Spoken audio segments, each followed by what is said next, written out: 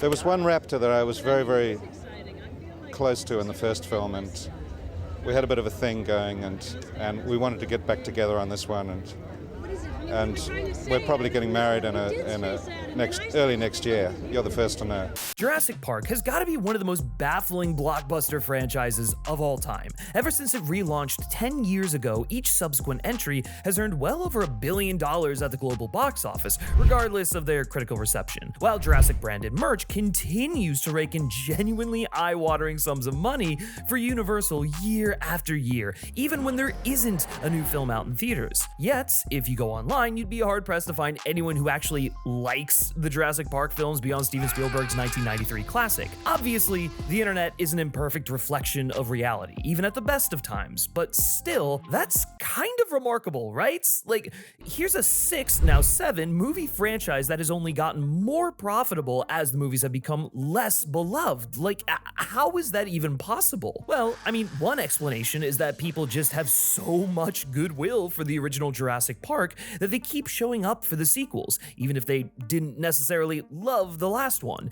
And there's probably a kernel of truth in that, but maybe, just maybe, there's more to it than pure nostalgia. Maybe the Jurassic sequels just aren't as loathsome as their reputation might suggest. While none of Jurassic Park's successors have ever really managed to replicate the original's unique blend of incisive socio-scientific commentary and visceral creature feature thrills, almost all of them have something worthwhile to offer. Take The Lost World, for example. I mean, I've made no secret of my love for that movie, and I can assure you that isn't in spite of the fact it isn't as thought-provoking as its predecessor. If anything, I love it precisely because it leans further into pulp sci-fi than the first one. And don't get me wrong, The Lost World has plenty on its mind too, enough to warrant an in-depth video of its own, which, you should all check out if you haven't already, because it's a bigger and better version of the one I made a couple of years ago. But that substance doesn't necessarily call attention to itself. It's more subtextual. And I'd argue the same can be said for most of the other Jurassic sequels as well, including the infamous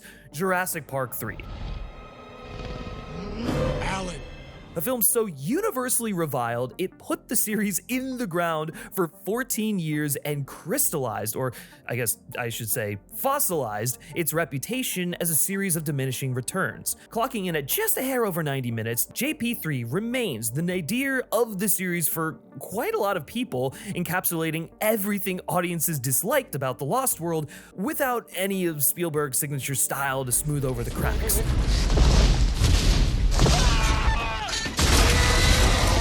A loud, artless monster mash utterly devoid of the high concept ideas and heady themes that made the original Jurassic Park so compelling. But is that an entirely fair assessment?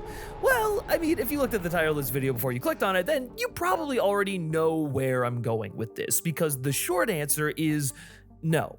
It's not a fair assessment. Am I saying Jurassic Park III is a perfect movie? No, not at all. In fact, I went through my own phase of really hating this film, and I mean, it's fairly obvious it was rewritten at the 11th hour and then stitched together in the edit. But does that mean it can't still be a great movie? I'd argue no. And no, your ears aren't deceiving you. I really did just call Jurassic Park III a great movie, because as far as I'm concerned, it is, and I'm kind of sick of having to equivocate on that just because it isn't as great as the films that came before it.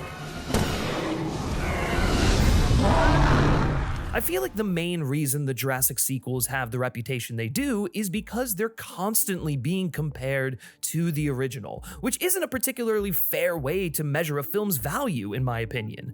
Like, even if the original Jurassic Park wasn't a stone-cold classic, how can a film's merits be relative to another film? I mean, call me radical, but I think that's a pretty reductive way to look at art, even populist art like this. Jurassic Park 3 may not be Jurassic Park, and may not even be The Lost World, but it's a damn good film in its own right.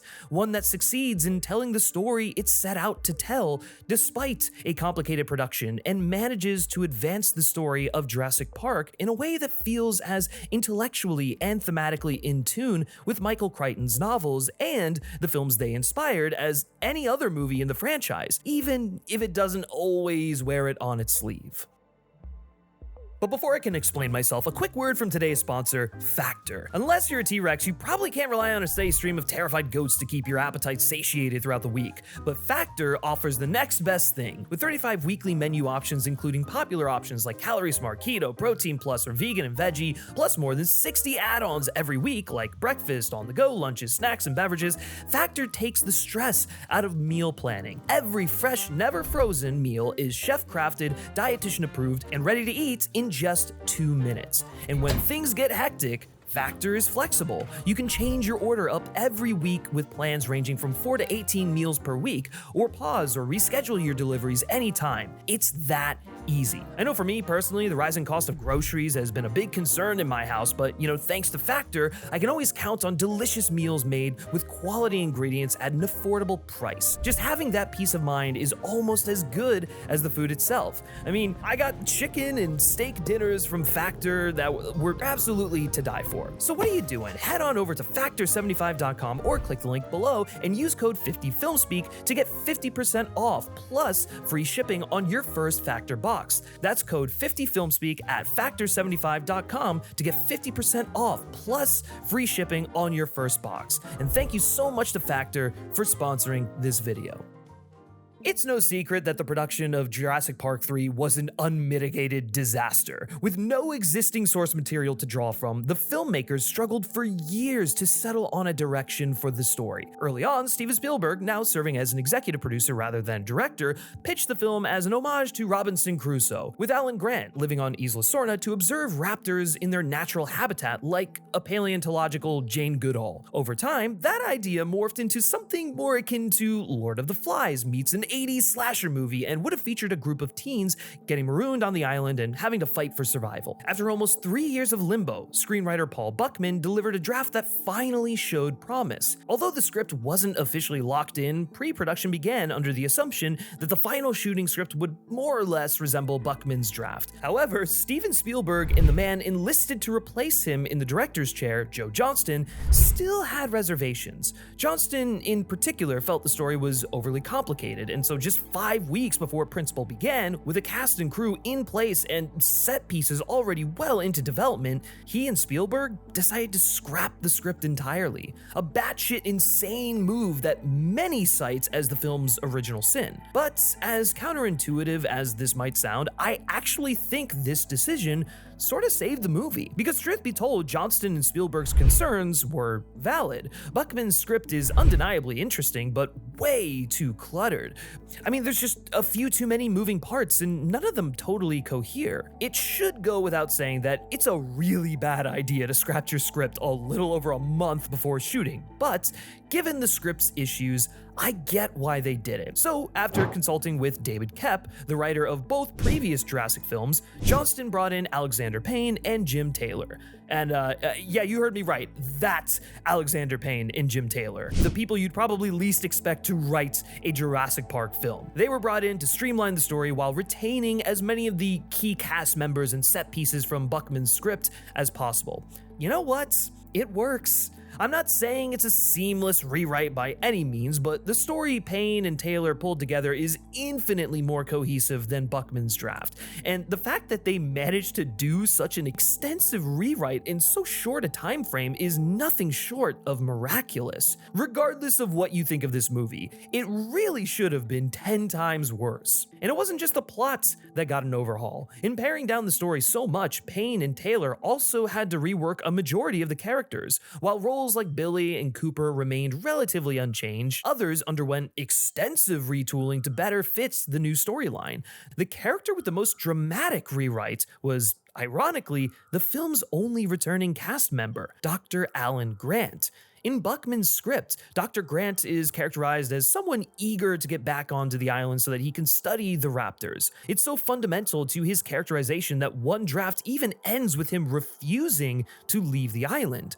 But this reworked version of Jurassic Park III takes the intrepid paleontologist in the complete opposite direction. The Grant we meet at the start of JP3 is a somewhat jaded hated man, and it's not hard to intuit why. He and his partner were nearly killed by the very creatures he's devoted his entire adult life to studying, and the cruel irony of that ordeal has caused him to experience a degree of cognitive dissonance. He's still a dedicated paleontologist, one who is deeply invested in his research, but the subject of that research is now tied to what is almost certainly the most traumatic event of his life. And so, to circle the square and resolve that dissonance, Grant has elected to simply deny the legitimacy of the InGen dinosaurs. You see, the things that tried to kill him, those weren't real dinosaurs. Those were biological experiments, only tangentially connected to the creatures he studies. Dinosaurs lived 65 million years ago. What is left of them is fossilized in the rocks, and it is in the rock that real scientists make real discoveries. Now, what John Hammond and InGen did at Jurassic Park is create genetically engineered theme park monsters, nothing more and nothing less. This is such a brilliant direction to take the character because it feels totally in line with who we already know Grant to be. While I understand why Buckman and even Spielberg before him were compelled to categorize him as someone keen on living among the dinosaurs, it doesn't exactly track with the Alan Grant we last saw in Jurassic Park. Although initially enamored with John Hammond's creations, because, how couldn't he be? Grant is pretty firmly established as a Luddite. He's a man of science, make no mistake, but one who is intensely skeptical of modern technology. An old soul, if you will. Someone who doesn't even like the fact that other paleontologists use sonar instruments to locate fossils underground because he sees it as being antithetical to the traditional methods of paleontology. Hell, even his early concerns about Jurassic Park itself center on the idea that InGen's technological capacity to create the dinosaurs outpaces the world's readiness for them. The world has just changed so radically, and we're all running to catch up. Why would this man, of all people, consider InGen's genetically manufactured dinosaurs authentic, particularly in the wake of his near-death experience at Jurassic Park? No, this is someone who'd absolutely regard them as genetic monstrosities. Is this how you make dinosaurs? No. This is how you play God. That being said, while Grant's animosity towards the InGen dinosaurs is undoubtedly a trauma response informed by his previously established distrust of technology, it isn't the only factor shaping his disposition. On a subconscious level, InGen's creations stir a deeper, more existential fear within him. The incident on Isla Nublar didn't just traumatize Grant, it fundamentally upended the way he understood himself and his place in the world. In creating Jurassic Park, John Hammond and InGen forced Grant into a world where paleontologists may no longer be necessary. This would be an enormously confronting realization for any paleontologist, but it's especially troubling for someone like Alan Grant because of how intrinsic his career is to who he is as a person. Earlier, I called Grant an old soul and a Luddite, but a more appropriate description might be that he's a fossil, the vestige of a bygone era. You're still the best. I mean that. The last of my breed. Grant is someone who feels totally out of step with the modern world, and his choice of career reflects that aspect of his personality. In a very literal sense, paleontology is an extension of who he is. He digs for and researches animals that lived and died tens of million years before him because that's the world he's most comfortable inhabiting. Our understanding of dinosaurs may not be static, but the animals themselves are. They don't change with the times, they don't evolve, they just are. Or at least they were, because InGen's dinosaurs completely disrupt this paradigm. In the first film, we're shown that paleontology is struggling to sustain itself. The promise of additional funding is the whole reason Alan and Ellie accept Hammond's invitation in the first place. But by the time of JP3, that situation has worsened dramatically. Paleontology is now in dire straits, so much so that Grant can't even hold the attention of an audience that is presumably attending the conference he's speaking at to find research worth investing in.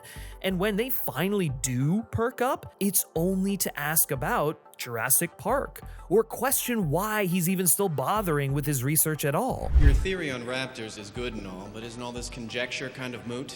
It's a fair enough question, albeit asked in a douchey way, but Grant doesn't respond as if he's just been asked a career question. Instead, he takes the remark quite personally, offering a curt rebuttal, and that's because, to him, it wasn't a career question. It was an attack on his identity. Facing obsolescence, his only viable option is to go on the offense and insist that the InGen dinosaurs are counterfeit, therefore making the notion of studying them preposterous. And it's this attitude that Jurassic Park III sets out to challenge.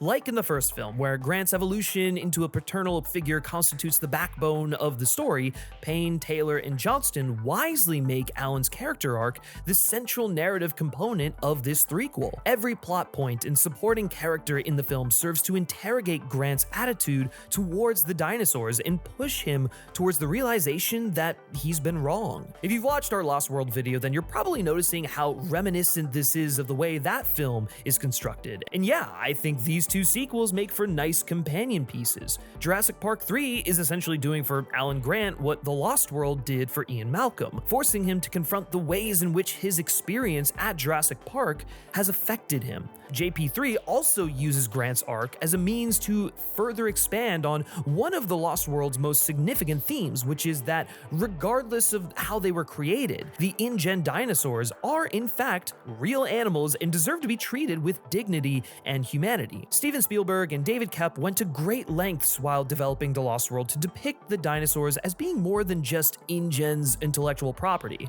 I mean, Ludlow's entire subplot exists to drive that point home, but the film's entire environmentalist bent gets at this idea too. The dinosaurs are just animals, and we're shown that they're as capable of affection as they are violence. Jurassic Park III takes this concept and runs with it, using Alan's derision of the dinosaurs as an opportunity to further highlight their humanity, for lack of a better term. The story puts him in a situation that forces him to reconcile his trauma and his growing anxiety over the future of his profession with the irrefutable fact that the creatures on Isla Sorna are legitimate animals, regardless of whether that reality makes him uncomfortable. Throughout the first act of the film, we're repeatedly shown that Grant's disregard for the dinosaurs may in fact have more to do with his own insecurities than it does their authenticity. For example, Grant's introduction features a particularly illuminating juxtaposition, contrasting his excitement when recalling the sounds the InGen raptors made with his attempt to dismiss them as phony amusement park attractions in the subsequent scene. Do you remember the sounds they made? Theme park monsters, nothing more and nothing less. Upon returning to his dig site in Montana, Grant touches base with his postdoctoral student Billy Brennan, who has used a 3D printer to create a physical model of the resonating chamber Grant had been describing to Ellie earlier. However, when Billy blows on the chamber, it sounds exactly like the InGen raptors. For the audience, this feels right. I mean, it'd be weird if it didn't sound like the raptors we've already seen and heard. But Grant is visibly shaken by it, not only because it's a chilling reminder of his near-death experience, but also because it invalidates what he just said in the previous scene, that the InGen dinosaurs are little more than glorified theme park monsters. Moments like this indicate that Grant's dismissive attitude towards the InGen dinosaurs is more of a coping mechanism than a sincere belief. It's something he only says because it's what he needs to hear. So, when he insists that no force on heaven or earth could get him back on the island, it's best understood as an attempt to avoid confronting an uncomfortable truth. Grant's cynicism is contrasted by characters like Billy Brennan and Eric Kirby, who show incredible enthusiasm for the dinosaurs on Isla Sorna. Both young men are in awe of these creatures, even in the midst of a life or death ordeal, and it's through his relationships with each of them that Grant comes to recognize the insecurity that underscores his bitterness. For my money, the Rosetta Stone of Grant's arc and Jurassic Park III as a whole is the conversation Alan and Eric have on the boat right before the third act kicks off. It's one of a handful of times that the movie takes a moment to breathe, and because it takes place immediately after Billy's apparent death, Grant is vulnerable and introspective in a way he hasn't been thus far. In the scene, Grant explains that he believes there are two types of boys. Those that want to be astronomers and those that want to be astronauts. While both are drawn to the same broad subject, that being space, Grant suggests that their preferred field of study is indicative of a fundamental difference in how they see the world. On the one hand, you have the astronomer, who is called to their field because they naturally make sense of things through a theoretical lens. But because of this, they're content with studying space from afar, even if it means they might never get to see it through their own eyes. Whereas, on the other hand, you have the astronaut, who is called to their field by a desire to understand things in a more tangible sense. They want to study space by literally venturing into it, experiencing it, witnessing it. While laying out these two archetypes, Grant indicates that paleontology is more akin to astronomy, which tracks. Paleontology is an inherently theoretical field. There are no frontiers to explore, no stars into which they can venture. Dinosaurs are long dead, and the only way to understand them is in strictly theoretical terms, which suits Grant just fine because that's the sort of person he is. It's why he was drawn to paleontology in the first place. Billy, on the other hand, is the kind of boy who dreams of being an astronaut. He's a thrill seeker, a recreational outdoorsman who dabbles in all manner of adventure sports, from mountain climbing to paragliding. His understanding of the world is informed by the physical. When we're introduced to Billy at the dig site, the very first thing we learn about him is that his approach to paleontology is, remarkably tactile. A character's first scene is typically when we learn who they are at their core, and what Billy's introduction tells us is that this is a guy who's more practical than theoretical. This impression is reinforced moments later when he shows Alan the 3D resonating chamber he's created. This model is a testament to how Billy's mind works. He understands things by physically interacting with them. So when Alan snaps at Billy for taking the raptor egg, it's evident he isn't just upset about his recklessness. Although, make no mistake, Billy was being reckless, but Grant's disappointment also stems from his frustration at the fact that Billy doesn't see paleontology the same way he does. It's the reason he compares Billy to the creators of the park. Sure, you could read this as a mere jab at Billy myopia, and it's definitely that too. There's a venom to Alan's words here that doesn't feel justified by Billy's transgressions. Yes, Alan's pissed at Billy for doing a terrible thing with the best intentions, but that anger is just a momentary outlet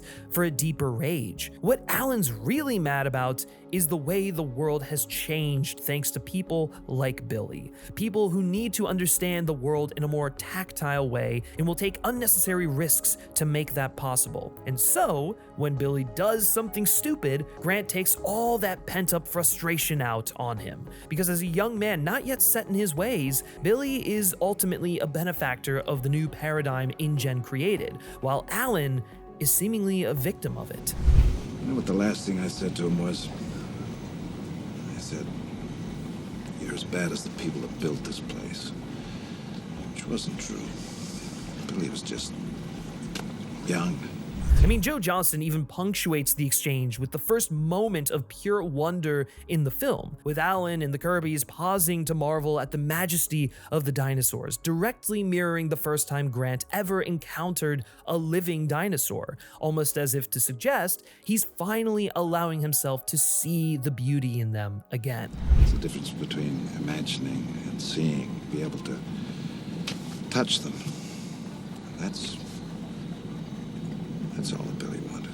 If Alan is the astronomer and Billy is the astronaut, then Eric is kind of a synthesis of the two. Although we don't learn a whole lot about Eric's life off the island, what we do learn is that he's incredibly well read on dinosaurs. Yet, for all his book smarts, we're also told he's adventurous and highly resourceful. Kid's got resources. Remember what it was like to try to ground him? Put another way, Eric is equal parts bookworm and tactile learner, part astronomer, part astronaut. So when he gets marooned on Isla Sorna following a parasailing accident, he draws on both of these skill sets to survive, expanding his existing knowledge of dinosaurs by observing their behavior in the wild so that he can better navigate the situation. Details like the T-Rex pee may only seem like a silly comedic beat on the surface, but they exemplify how well this kid has come to understand the dinosaurs by simply living among them. Eric demonstrates that there's academic value in observing the behavior of the InGen dinosaurs while simultaneously proving that their existence doesn't automatically render Grant's theoretical work obsolete. In fact, it's the opposite. Without the theoretical foundation established by paleontologists like Dr. Grant, it's fair to assume Eric's observation wouldn't be half as insightful. And then there are his parents, who are without a doubt the most maligned characters in the entire film, probably in the entire Jurassic series, if I'm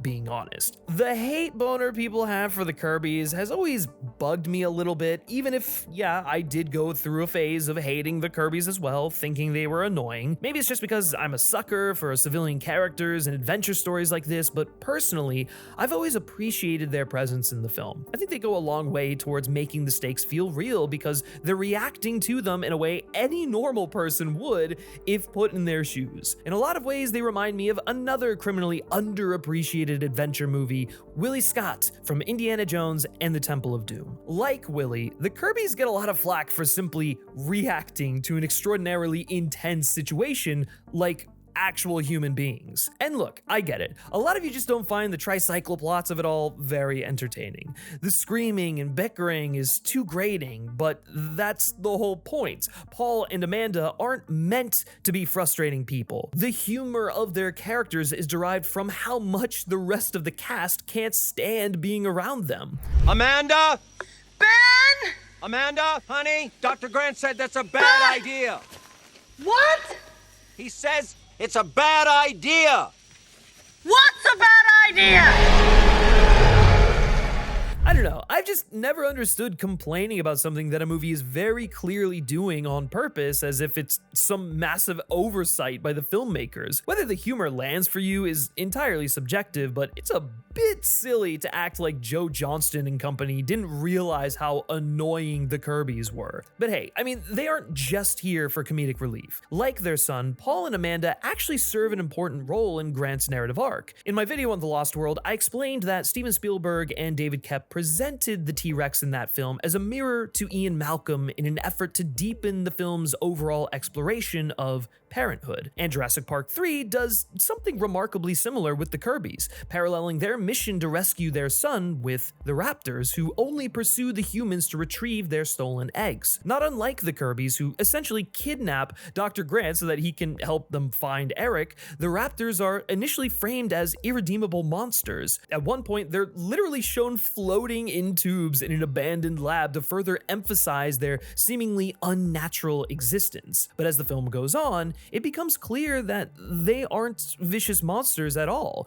They're concerned parents, desperate to reunite with their young, albeit ones with giant talons on their feet. And because of this, the conflict with the raptors is ultimately resolved by recognizing them as living beings and returning what was taken from them. If The Lost World marks the point at which the dinosaurs of Jurassic Park are treated more like real animals as opposed to bioengineered monsters, then Jurassic Park III is when that same level of depth is finally extended to the raptors, who had, to this point, been depicted as the most innately evil of Hammond's creations. Something else I love about the way this raptor subplot concludes is how effectively it pays off the film's overarching theme of communication. Throughout the story, we're repeatedly shown the ways in which a failure to communicate has made the characters' lives demonstrably worse. The most obvious example is the inciting incident of the story, which involves the Kirbys convincing Dr. Grant to join their expedition to Isla Sorna under false pretenses, portraying themselves as a wealthy couple willing to finance his dig should he agree to accompany them on a quick flyover of the island. I'm not saying Grant would have volunteered to help had they told him the truth about their son up front, but I'm pretty confident it would have gone over smoother than this. Then there's the Kirbys themselves, whose marriage is implied to have fallen apart thanks to a breakdown in communication. Although the catalyst for their divorce is never spelled out explicitly, a number of their interactions make it clear they weren't very upfront with one another during their marriage. But as the two spend time together on the island, you start to see them gradually open up to one another and share their thoughts and feelings openly and honestly, and their relationship begins to mend as a result. It's shockingly nuanced character writing for for what are secondary characters in a 90-minute monster movie that was rewritten months before production. And then there's the whole situation between Alan and Ellie. I don't know if people consider their separation controversial in the same way they do decisions like having the Spinosaurus body the T-Rex within the first half hour of the movie, but I know I sure did. After flying off into the sunset together at the end of Jurassic Park, presumably more in love than ever before, Jurassic Park III reveals that Dr. Grant and Dr. Sattler have since separated. And holy shit, did I hate this as a kid? Like, man, that really sucked. Even as a fan of this movie, it irked me because it seemingly negated Alan's growth as a character. He found the paternal instinct Ellie knew was inside of him, and now they can finally advance to the next stage of their relationship and have a family of their own. I guess Alan's still chill with kids, seeing as he's down to play dinosaurs with Charlie in the sandpit, but I guess that wasn't enough to maintain his relationship with Ellie after all.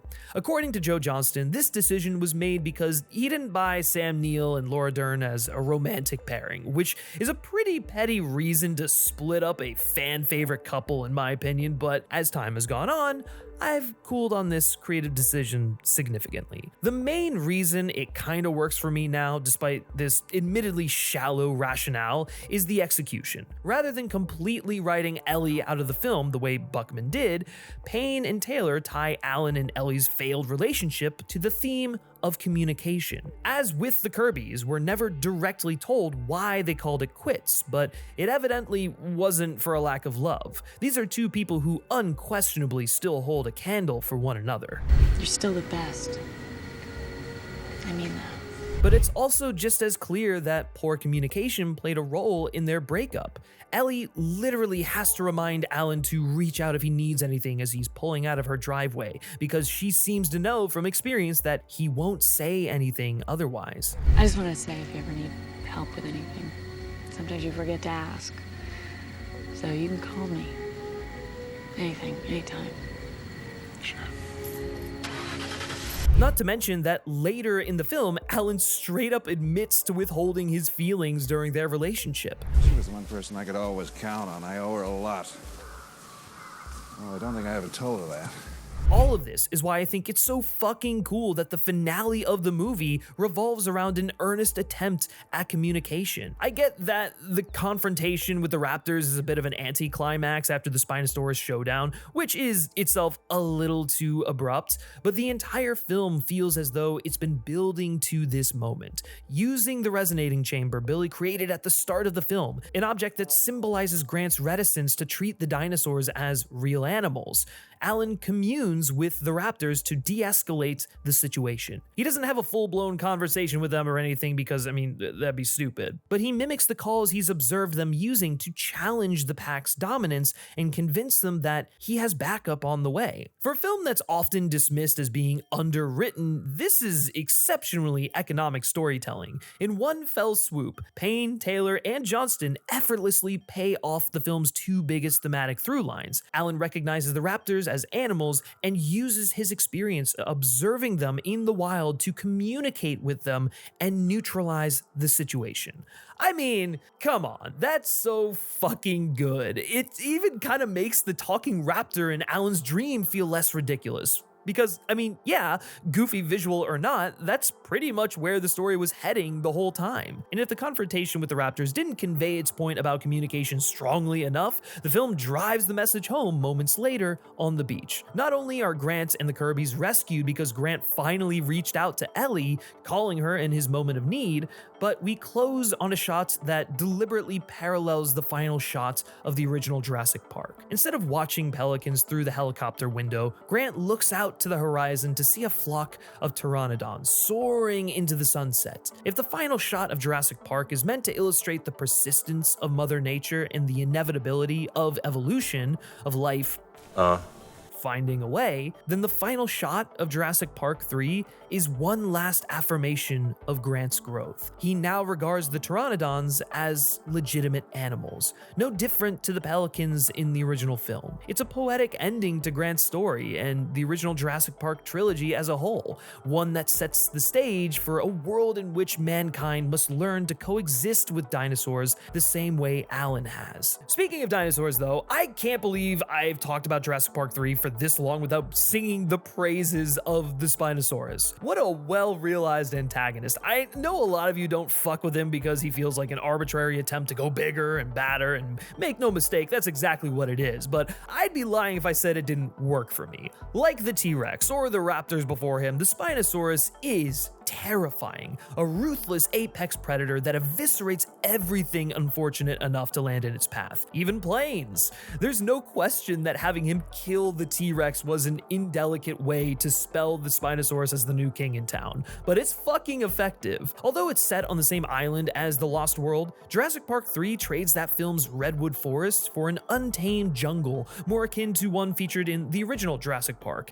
and this locale does a lot to amplify the savagery of the world these characters have been thrust into. Even when the film takes a detour into the InGen facility, this industrial environment is inundated in overgrowth, as if the jungle is slowly wiping the company that defiled it off the island. In the first film, Ian Malcolm promised that life would find a way to reclaim dominance, and the world of JP3 is that promise made manifest. Nature has taken its revenge and swallowed its would-be captor whole. The film also doubles down on the idea that Hammond maybe wasn't just a flawed but well-intentioned man the way the first movie made him out to be. The Lost World features a more egomaniacal Hammond, one slightly more in line with his literary counterpart without tripping into outright villainy, and Jurassic Park III leans into this characterization once again. Although Hammond and InGen don't have a physical presence in the story, we learn that they developed species not denoted on their lists, including the Spinosaurus. And again, it's an extra detail that lends the film this grungy, untamed vibe that I really fuck with. I mean, you get the sense that anything could be lurking over the next ridge, a suspicion that's proven right on multiple occasions, with perhaps the most spectacular of all being the reveal of the Pteranodon on the bridge. The booming drums as the unsightly pterosaur emerges from the fog, and it dawns on Grant that they've wandered into a giant birdcage, are positively spine-tingling. Oh my God. What is it? It's a birdcage. Massive props to Don Davis, who did a masterful job scoring the film. Filling John Williams' shoes is an unenviable task, but Davis acquitted himself with honor, delivering a lush and propulsive score that manages to capture the sound and feel of an early 2000s Williams flawlessly. How he managed to do that in 2001 is seriously beyond me. The birdcage sequence might be my favorite set piece in the entire film. I know for a lot of people, the fact that Billy ultimately survives his encounter with the Pteranodons undermines its impact a bit, but personally, I'm fine with it. Sure, Billy could have remained dead and it wouldn't have changed the film very much, but the fact that he survives gives Grant some well-deserved closure after realizing he'd been a little too harsh on him. For all his poor decision-making, Billy wasn't being malicious and probably didn't deserve to die so violently for his mistake. I mean, if John Hammond gets to walk away from Jurassic Park unscathed after all he did, then why is it such a problem that Billy Brennan does too? And the birdcage is far from the only standout set piece in the film. If there's one thing we can all agree on, it's that Jurassic Park III has no shortage of action. Because the film is leaning more into survival horror than either of its predecessors, the action is relentless. The first big set piece of the film, in which the Spinosaurus assaults the plane's fuselage, does an excellent job setting the pace for the rest of the film. It might legitimately be the most elaborate dinosaur-centric set piece in the entire franchise, between the constantly moving fuselage and the two life-sized animatronic dinosaurs duking it out while cast members dart around their feet. It's remarkable how much of this scene was done in camera, and given the fact it takes place in broad daylight, it's wild how well it still holds up 24 years later. I really like the third film. I'm very proud of it, and I think it works really well. It moves like an express train. I think it's a bloody good film. I'm well aware that Jurassic Park III will probably never get the critical reevaluation I think it deserves. As an unpopular franchise film released at the dawn of modern internet criticism, it's been a cultural punching bag for too long at this point to realistically hope its reputation will change. And perhaps, more importantly, there just isn't enough desire to challenge the popular narrative on this one. No one cares enough about this movie to go to bat for it. They're too busy shitting on the next Jurassic sequel to be bothered. But hopefully, I've at least conveyed why I think it's more worthwhile than people tend to think it is. Is it as well-rounded as its two older siblings? No, not a chance. But that doesn't mean it's devoid of substance. Like so many of the other Jurassic sequels, Jurassic Park 3 might not spend as much of its runtime pontificating on its ideas as the original, but that doesn't mean it doesn't have anything going on below the surface. By paring down what would have been a bloated and overly ambitious threequel to zero in on Alan Grant as a character, Joe Johnston, Alexander Payne, and Jim Taylor deliver a tight and unexpected nuanced adventure that engages with the themes and ideas that have underpinned this series from the very beginning, while delivering visceral thrills that stand shoulder to shoulder with the very best Jurassic Park has to offer. It's such a shame this film was received so poorly that it killed the franchise for almost 15 years, because I'd love to know what Jurassic Park would look like today had the fourth entry picked up the torch directly from 3. I mean, Ian had his film, Alan got his film, Ellie should have had her film, but I guess that potential is purely theoretical at this point. And if Jurassic Park 3 has taught me anything, it's that it's not very productive to dwell on theory when reality is staring you directly in the face.